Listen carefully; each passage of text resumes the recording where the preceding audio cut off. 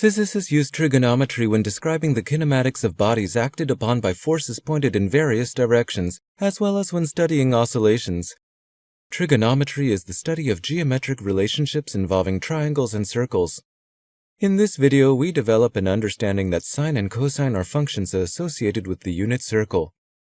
In the next video, we obtain a decimal approximation of pi so that we can understand the scale associated with the horizontal axis that we draw when sketching plots of sine and cosine. In the final video, we point out that sine and cosine relate to the dimensions of right triangles, and we use this perspective to practice deriving a couple of trigonometric identities. In this video, we define the sine and cosine functions. Construct a circle with radius 1 centered on the origin of the xy coordinate plane. This is called the unit circle. Each point on the circle can be identified by specifying the angle theta that is swept in a counterclockwise fashion from the x-axis.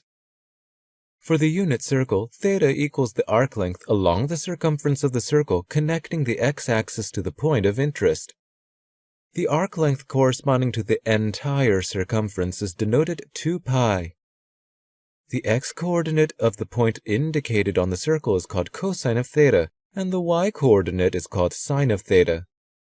In the illustrated example, we have chosen an angle theta so that its corresponding x and y coordinates, that is to say, so that its cosine and sine values both happen to be positive. We can explore a variety of values for sine and cosine by changing theta, as the next slide shows. The plots of sine of theta versus theta and cosine of theta versus theta are wave-like. We will track the x and y coordinates of a reference marker as it orbits the unit circle. At this initial position, cosine is 1 and sine is 0. Sine increases as the marker rises, decreases as the marker sets in the west, and passes through a trough as the marker passes through the bottom of the circle. When the animation repeats quietly, talk through the shape of the cosine curve as we have just done for sine.